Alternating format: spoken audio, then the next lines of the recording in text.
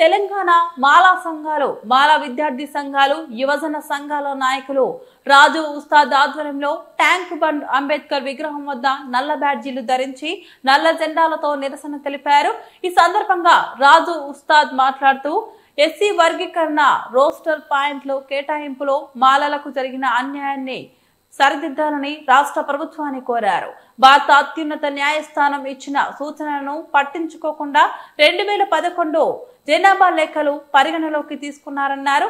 సరైన empirical data తీసుకోకుండా justice Shamim Akhtar ఇచ్చిన తప్పుడు నివేదిక ఆధారంగా ఎస్సీలను కులాల వారీగా వర్గీకరించి మాలలతో పాటు మరో 25 కులాలను గ్రూప్ 3లో చేర్చి 5% రిజర్వేషన్ కల్పించి అన్యాయం చేశారన్నారు. ఈ కార్యక్రమంలో జి చెన్నయ్య, లింగస్వామి, మన్నె శ్రీధర్, దాసరి విశాల్, ఉత్తమ్, సుమన్, మద్దెల ప్రభాకర్, జై కుమార్, వినోద్ తదితరులు పాల్గొన్నారు.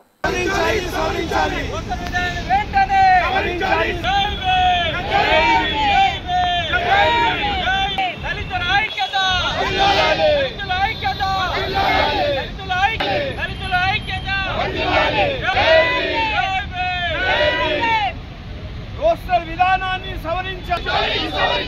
రోస్టర్ విధానాన్ని సవరించాలి.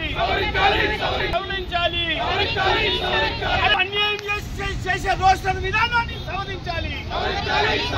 మాలలకు అన్యాయం చేసే రోస్టర్ విధానాన్ని సవరించాలి. మాలలకు అన్యాయం చేసే రోస్టర్ విధానాన్ని సవరించాలి. మాలలకు అన్యాయం చేసే ప్రస్తుత రోస్టర్ విధానాన్ని సవరించాలి.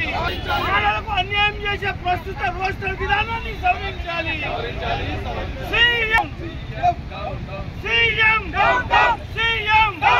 రేవంత్ రెడ్డి, రేవంత్ రెడ్డి, రేవంత్ రెడ్డి,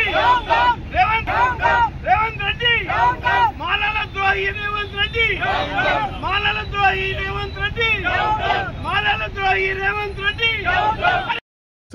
జై భీమ్. మాలల ఐక్యతను మీకు తెలియజెప్తున్నాము.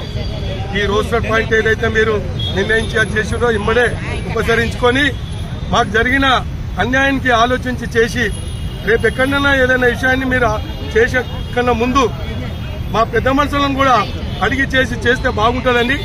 మా ఇక్కడ నుంచి మా చీఫ్ మినిస్టర్ రేవంత్ రెడ్డి గారికి మా తరపు నుంచి మనవి చేస్తున్నాం. జై భీమ్.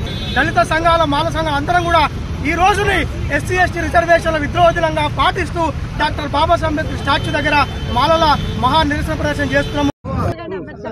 రాష్ట్ర వ్యాప్తంగా 33 జిల్లాలలో అంబేద్కర్ విగ్రహాల కాడ నిరసన తెలుపుతున్నాం. మాలలకు జరిగిన అన్యాయాన్ని సుప్రీంకోర్టు తీర్పిస్తే తీర్పు ఇవ్వలేదు. అది సుప్రీంకోర్టు సూచనలు ఇచ్చిందా అని మలుసుకొని రేవంత్ రెడ్డి కానీ అందరూ రాజకీయ నాయకులు మలుసుకొని వర్గీకరణ చేసిండ్రు.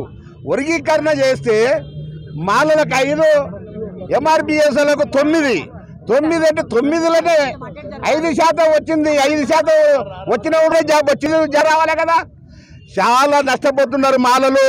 అందు గురించనే దానినే రోస్టర్ పాయింట్ పెట్టిండ్రు. రోస్టర్ పాయింట్ను ఉపసంహరించుకోవాలి, లేకపోతే రాష్ట్ర వ్యాప్తంగా ధర్నాలు, రస్తరోకలు ఉద్రేకంగా చేస్తామని కూడా డిమాండ్ చేస్తున్నాం.